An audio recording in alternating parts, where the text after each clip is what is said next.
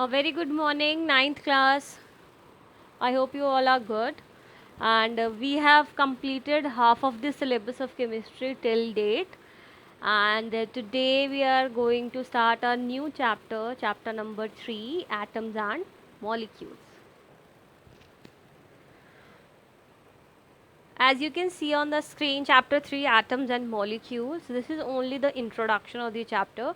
But before that, as I already told you, all chapters of chemistry are inter related.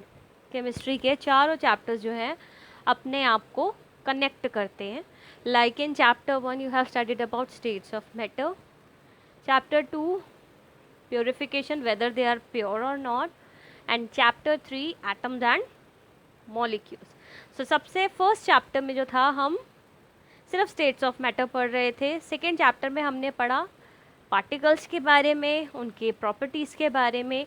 इस chapter में हम पढ़ेंगे कि वो पार्टिकल्स एग्जैक्टली कहलाते क्या हैं, और लास्ट चैप्टर में हम पढ़ेंगे उन पार्टिकल्स की अरेंजमेंट क्या है. Fine, so let's start. In ancient India, first is Maharshi Kannada.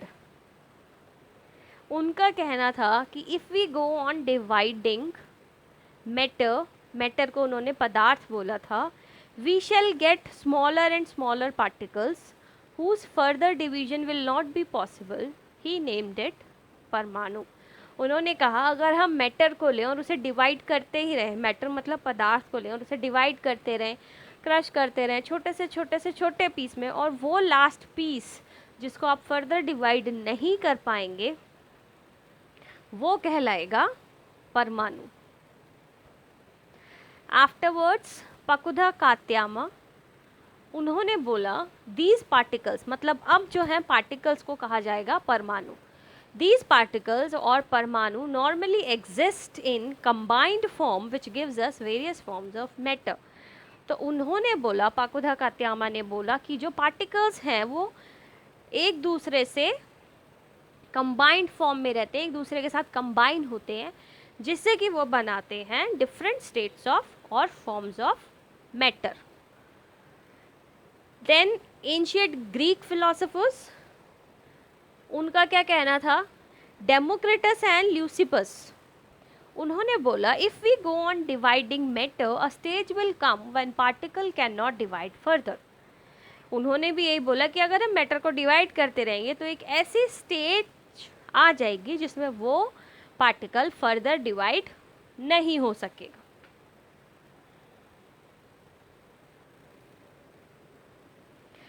Democritus ने उस इनडिविजिबल पार्टिकल को नाम दिया atom. So Democritus called the indivisible particles atom, जिसका मीनिंग था इनडिविजिबल. उसके बाद आया एंटोइन एल लेवोसियर या फिर AL. Lavoisier. By 18th century, scientists become interested in how and why elements combine. 18th century में साइंटिस्ट्स का जो इंटरेस्ट था वो इस पर आ गया कि एलिमेंट्स कैसे और क्यों कंबाइन करते हैं. तो ए.एल. लेवोसियर ने laid foundation of chemical science by establishing important laws of chemical combination. Elements कैसे और क्यों कंबाइन होते हैं इस चीज़ को समझाने के लिए ए.एल. लेवोसियर ने केमिकल साइंसेस को बनाया, जिसमें उन्होंने laws of chemical combination establish किया. सो इसमें 2 लॉज हैं. First law we are going to study today. So first law is law of chemical combination. Law of chemical combination का फर्स्ट लॉ है law of conservation of mass. This you must have studied in physics as well. Same है लेकिन थोड़ा सा different. Mass can neither be created nor be destroyed in a chemical reaction. First law में क्या कहा गया है, मास ना ही बनता है ना ही ख़त्म होता है एक केमिकल रिएक्शन में. मतलब जो आपके रिएक्टेंट हैं और जो प्रोडक्ट है उसका जो मास है वो हमेशा सेम रहता है. क्योंकि मास ना ही आप बना सकते ना ही डिस्ट्रॉय कर सकते हैं। तो अगर मैंने 2 ग्राम ऑफ ए लिया है एंड 3 ग्राम ऑफ बी, तो ए भी जो मेरा प्रोडक्ट है it would be of 5 grams, 2 + 3 5। Fine. So how we can represent law of conservation of mass in a reaction in a line? तो उसे लिख सकते हैं mass of reactant is equals to mass of product। इस line के behalf पे we have numericals। First numerical is in a reaction 5.3 gram of sodium carbonate reacted with 6 gram of ethanoic acid. The products were 2.2 gram of carbon dioxide, 0.9 gram of water and 8.2 gram of ethanoate. Show these observations are in agreement with the law of conservation of mass। इस reaction को हमने proof करना है कि ये जो सारी reactions और इसके जो मेजरमेंट्स दिए हैं क्या ये laws of conservation of mass को फॉलो करता है। तो अगर ये laws of conservation of mass को फॉलो करेगा तो mass of reactant and mass of product को इक्वल होना चाहिए। अगर दोनों इक्वल हैं तो ये एग्रीमेंट में है, अगर नहीं है तो एग्रीमेंट में नहीं है। सो ये जितना कुछ लिखा हुआ है this I have converted into a equation. Sodium carbonate 5.3 grams react कर रहा है इथानोइक एसिड के साथ 6 ग्राम्स। रिएक्शन के बाद मिला carbon dioxide 2.2 grams, water 0.9 grams and sodium ethanoate 8.2 grams. अब मास ऑफ रिएक्टेंट निकालेंगे तो mass of sodium carbonate plus ethanoic acid दोनों को कैलकुलेट करेंगे, it will be 5.3 + 6, answer will be 11.3। now we have to calculate mass of product। mass of product is equals to mass of carbon dioxide, mass of water and mass of sodium ethanoate। 2.2 plus 0.9 plus 8.2 it will be 11.3। so mass of reactant भी 11.3 है, mass of product भी 11.3 है। तो क्या हुआ हमारा mass of reactant is equals to mass of product, hence इसलिए these observations are in agreement with the laws of conservation of mass. Question number 2, a + b gives c + d + e। इतने बड़े question को मैंने cut short किया है। This is the crux. ये reactant हैं, these are product. Same क्या ये एग्रीमेंट में है laws of conservation of mass के।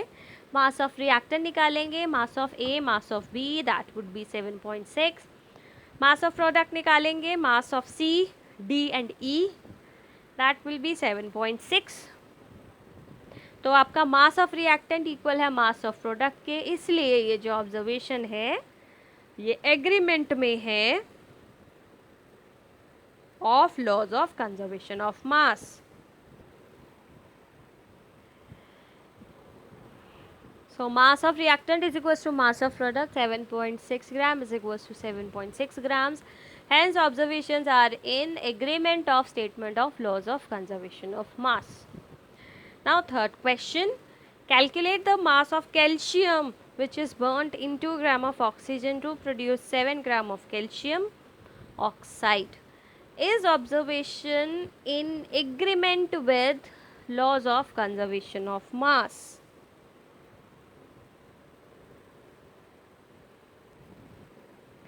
So calcium plus oxygen will give calcium oxide. Calcium हमें नहीं पता है, उसका मास कैलकुलेट करना है। एंड ऑक्सीजन 2 ग्राम्स है, कैल्शियम ऑक्साइड 7 ग्राम्स है। दिया हुआ है हमको, दिया हुआ है कि ऑब्जर्वेशन जो है हमारी वो लॉज ऑफ कंजर्वेशन को फॉलो करती है। मतलब मास ऑफ रिएक्टेंट इक्वल है मास ऑफ प्रोडक्ट के। तो simple x + 2 is equals to 7। So x will be 7 - 2, that is 5 grams। so calcium कितने ग्राम्स लिया है, 5 grams। so this kind of numericals will be asked in your exams, maybe in your MCQ or your online test, so whatever prepare these kind of questions। इसी type के 2 questions आएंगे। या तो आपसे पूछेंगे कि ये लॉ जो है लॉ के एग्रीमेंट में है स्टेटमेंट, अगर नहीं तो किसी भी प्रोडक्ट या रिएक्टेंट का मास मिसिंग होगा और वो कैलकुलेट करना है. फाइन.